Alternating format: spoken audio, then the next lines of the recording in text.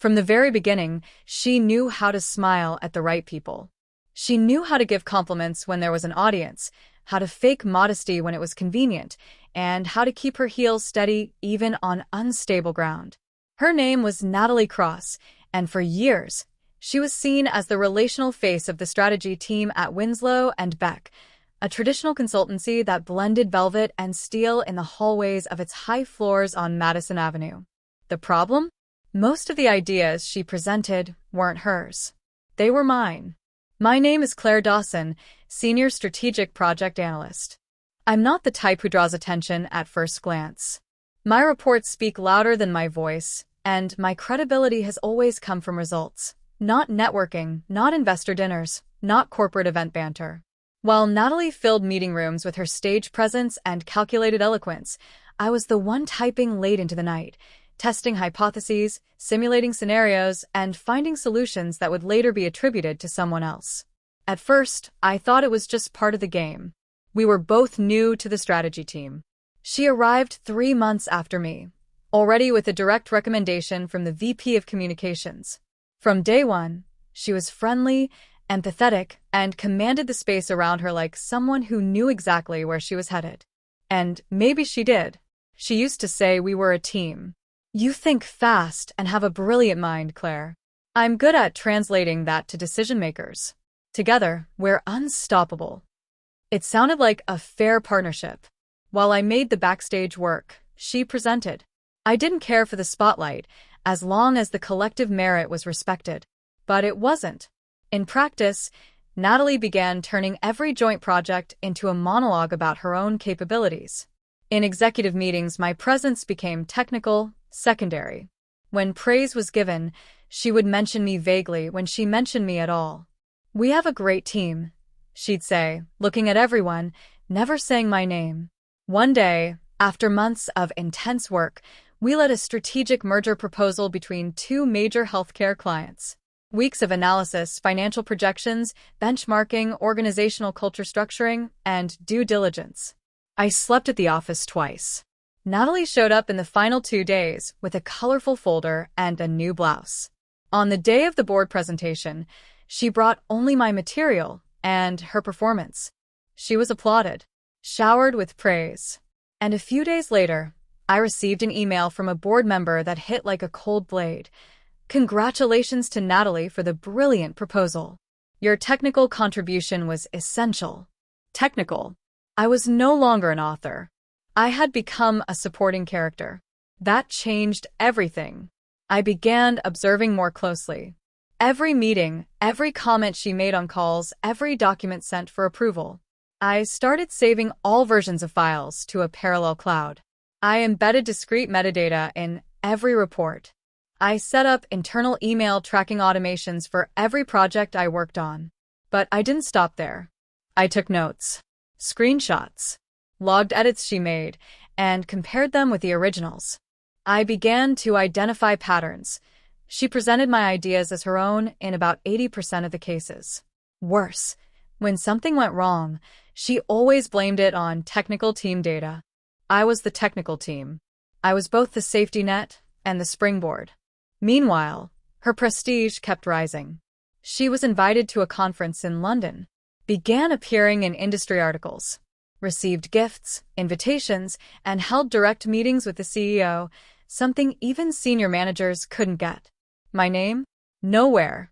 But instead of confronting her right away, I stepped back, with intention. I kept delivering, but now with more intelligence, with more traces. I started discreetly CCing our compliance director in key emails. I asked public questions in meetings about decisions she had proposed, just to watch her stammer.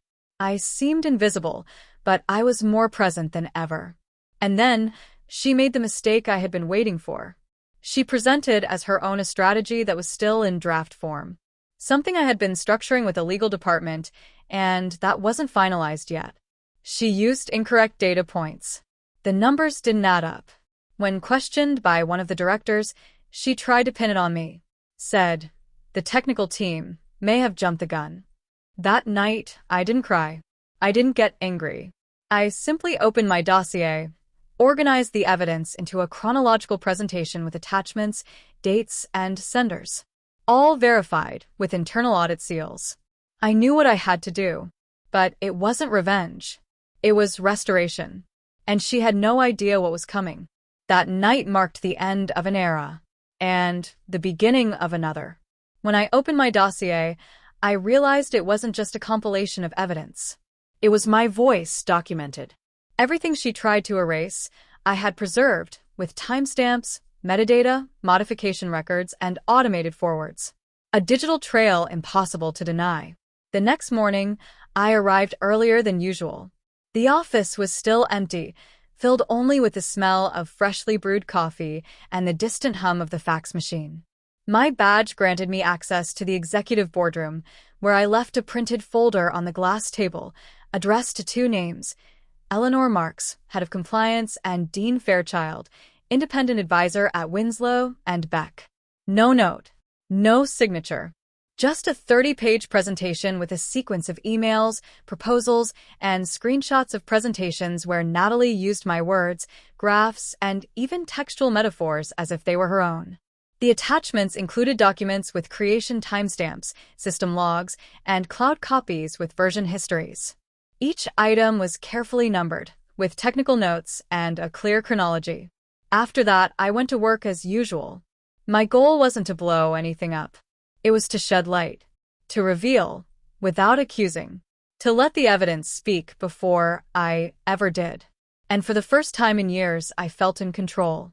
Not of a title or institutional power, but of my own narrative. The first signs of movement came 2 days later. Eleanor showed up at my cubicle with an inquisitive look and a tone of respect I had never heard from her before. "Claire, do you have a minute?" We walked to her office. On her desk were the same pages I had left, now replaced by annotated versions, covered in red marks and sticky notes. "I want to hear it from you. Everything. No filters."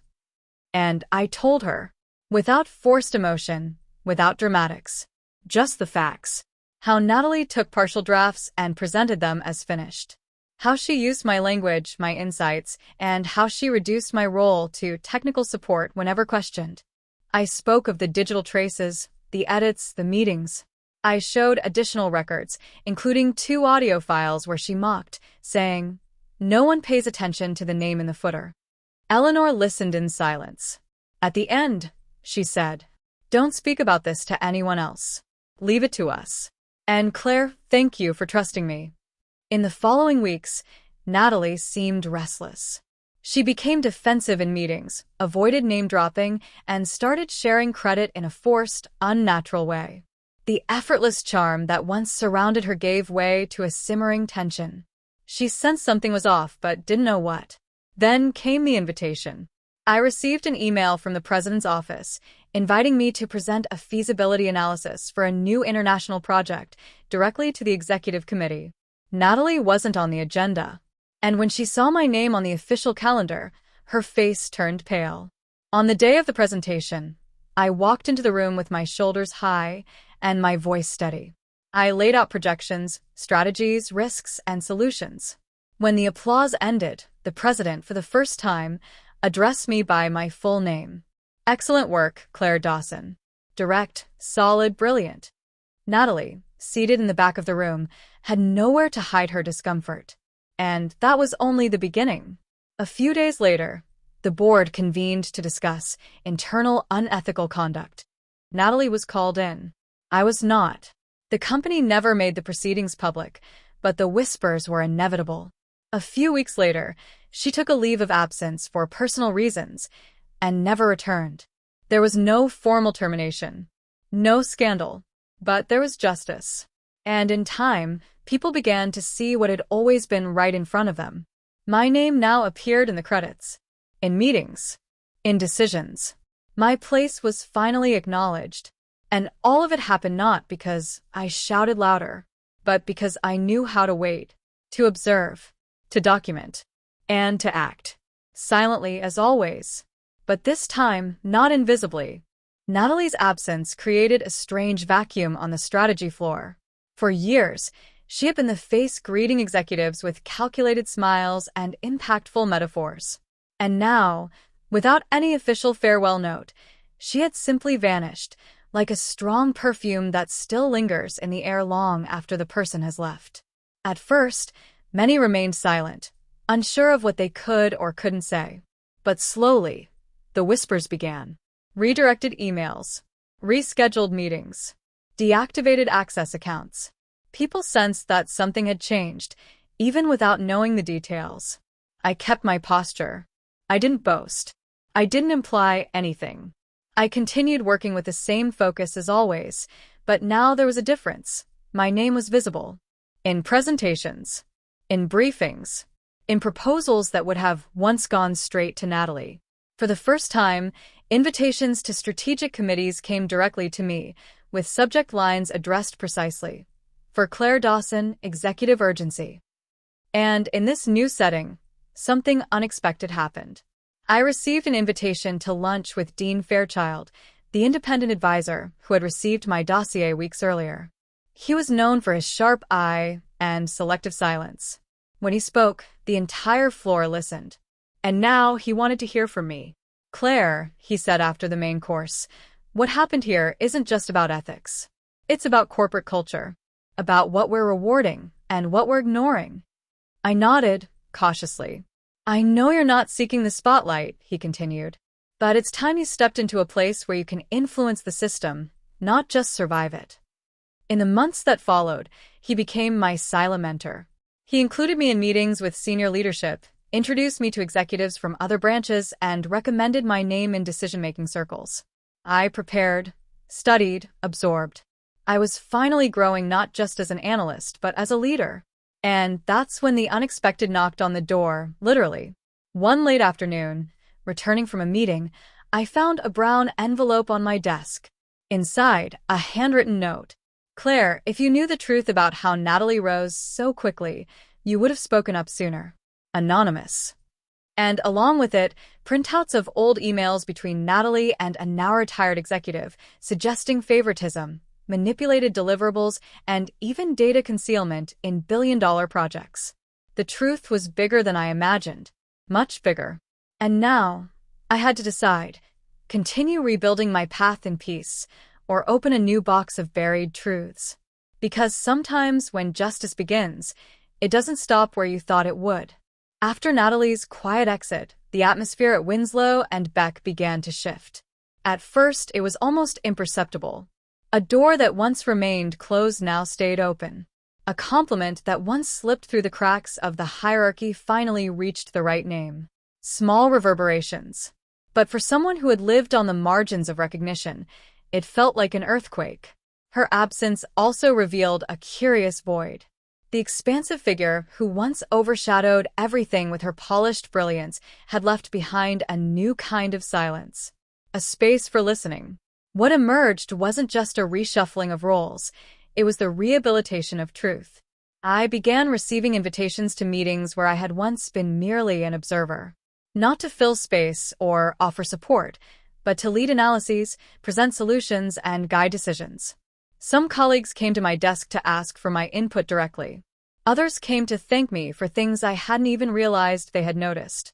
One of them, Anais, a shy intern who always seemed out of place, approached me at the coffee station and said, "You showed me we don't need to be loud to be heard." Thank you. Those words touched me more than any award ever could, because in them, I saw the reflection of my struggle echoing through others who were also learning to claim their space with integrity. I had never wanted glory. I wanted justice. And now, justice was blooming not just for me, but for many who once didn't even have a name. Still, I knew this wasn't the end of the journey. Winslow and Beck was entering a new phase, international mergers and the opening of a new branch in Copenhagen. I was nominated to lead the team structuring the project. It was a challenging mission, and with it came expectations, resistance, and spotlights I had never sought, but now had to learn to manage. At the first major planning committee, I realized just how much there was still to transform. Some executives from the European headquarters were cold. One of them, Henrik, didn't look me in the eye during the entire meeting. Another, Johan, dismissed one of my system integration proposals without even fully reviewing it. That day, I returned to my hotel with a knot in my throat. Natalie was no longer the issue. Now, it was something larger, an environment where what I represented was still met with skepticism. A woman. Technical. Quiet. But something within me refused to back down. The following week, I called a parallel presentation. I mapped out the bottlenecks they had raised and turned my earlier proposal into a scalable strategy with cost reductions across 3 continents. I didn't aim to convince. I aimed to demonstrate. With data. With logic. With results. This time, they couldn't ignore it. "Claire, you've accounted for variables even our internal teams hadn't flagged," Henrik said seriously. "There's much we can learn from your approach." That's when I realized the quiet fight that started with Natalie was now expanding into new territory. A space where my voice was heard, not because it was loud, but because it was precise. Meanwhile, messages from other women in the company began to arrive. Women from different departments, tech, HR, legal, shared how they too had seen their ideas taken, their names erased, and their contributions made invisible. Some had already given up fighting. Others were just beginning. But all of them wanted the same thing, the space to exist professionally with dignity. So I created a pilot initiative, the Strategic Visibility Program, a mentorship and authorship protection model for women and underrepresented professionals. The program mapped actual contributions, implemented transparent attribution systems, and offered training in assertive communication and corporate political intelligence. I presented the idea to the board. This isn't a diversity initiative. It's a shield against invisibility, I concluded. It was unanimously approved. In the following months, I watched real change unfold. I saw brilliant professionals emerge from the shadows. I saw public acknowledgments for ideas that once came from the top but now bore names and faces. I saw an entire culture begin to heal from within. And amidst it all, I had to face a personal decision. The company offered me the Global Vice President of Strategy position, a role that would place me at the forefront of Winslow and Beck's expansion over the next 5 years. It was more than I had ever imagined when I joined as an analyst.